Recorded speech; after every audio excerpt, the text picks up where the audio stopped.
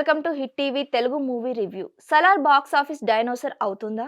ఎముకలు కొరికే చల్లో కిక్కిరిసిన థియేటర్లు, పోటెత్తిన అభిమానులు, ఎన్నో ఏళ్లుగా ఆకలితో ఉన్న డార్లింగ్ ఫ్యాన్స్ కు సలార్ రూపంలో విందు భోజనం దొరుకుతుందని భావించి అడ్వాన్స్ బుకింగ్స్ లో ప్రభంజనం సృష్టించారు.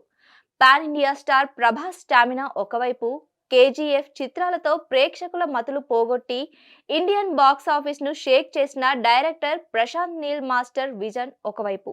దీంతో ఒక సినిమాకు ఎంత హైప్ రావాలో అంతకు రెండింతల హైప్ వచ్చింది. దాంతో సలార్ పై భారీ అంచనాలు ఏర్పడ్డాయి. చాలా రోజుల తర్వాత అర్ధరాత్రి ప్రీమియం షోలు పడ్డాయి. టికెట్ రేట్లు పెరిగినా టికెట్లు తెగుతూనే ఉన్నాయి. ఒక ట్రైలర్ తోనే ఇంత హైప్ క్రియేట్ చేసి ప్రేక్షకుల అంచనాలను తారాస్థాయిలో నిలబెట్టారు డైరెక్టర్ ప్రశాంత్ నీల్. మరి ఇన్ని అంచనాల నడుమ ఈ రోజు విడుదలైన సలార్ ప్రేక్షకులను ఏ మేరకు ఆకట్టుకుందో ఈ రివ్యూలో చూద్దాం.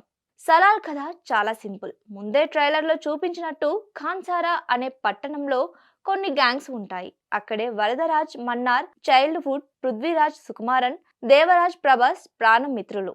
వరదరాజ్ కు ఏ ఆపద వచ్చినా దేవరాజ్ అడ్డంగా నిలబడిపోతాడు. అలా చిన్నతనంలో కొన్ని సీన్స్ తో వీళ్ళ మధ్య బలమైన స్నేహబంధం ఉందని ఎస్టాబ్లిష్ చేశారు. కొన్ని కారణాల వల్ల దేవరాజ్ ఖాన్సారాను వదిలి వెళ్లాల్సి ఉంటుంది. పెరిగి పెద్దయిన తర్వాత వరదరాజు మన్నారుకు దేవరాజ్ అవసరం ఏర్పడుతుంది.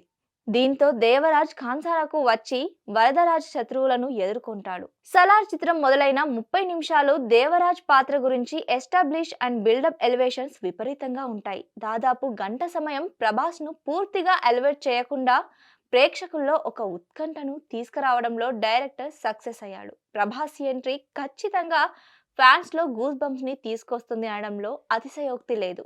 ఇక ఫస్ట్ హాఫ్ లో వైలెన్స్ చాలా ఎక్కువ అని చెప్పాలి. ఫస్ట్ హాఫ్ లో హైలైట్ గా నిలిచింది. ఇంటర్వెల్ బ్యాంక్ సెకండ్ హాఫ్ పై విపరీతమైన ఆసక్తిని బిల్డప్ చేస్తుంది.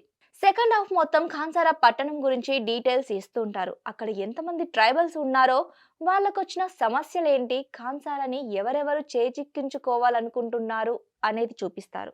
సెకండ్ హాఫ్ ఫ్రీ ఇంటర్వెల్ వరకు హెవీ డ్రామా ఎమోషన్స్ తో సాగుతుంది. ఆ తర్వాత మళ్ళీ ఒక 2 ఎలివేషన్ సీన్స్ ఉంటాయి. అవి కూడా ప్రభాస్ ఫ్యాన్స్ ను సీట్లలో కూర్చోనీయకుండా చేస్తాయి. ప్రీ క్లైమాక్స్ చాలా బాగా సెట్ చేశారు. అలాగే క్లైమాక్స్ ఒక హై రేంజ్ లో ఉంటుంది.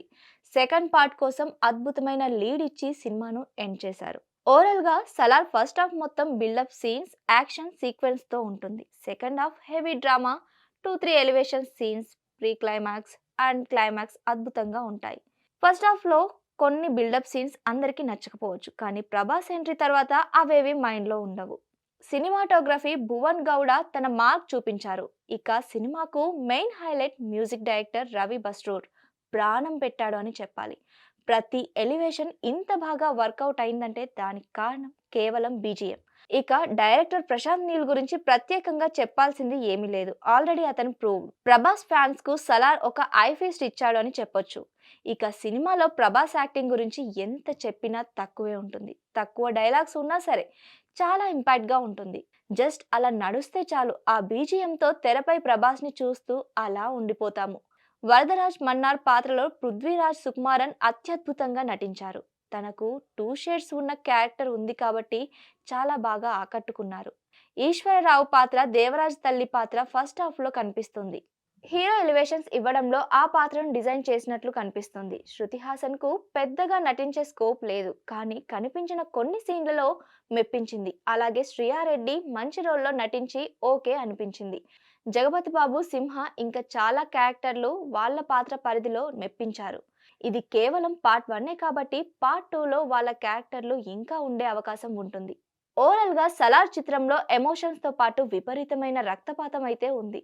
ఆల్రెడీ సినిమాకు ఏ సర్టిఫికెట్ ఇచ్చారు కాబట్టి హింసను తట్టుకోగలం అన్నవాళ్ళు నిరభ్యంతరంగా వెళ్ళొచ్చు. ఈ సినిమాకు మేమిచ్చే రేటింగ్ 4/5.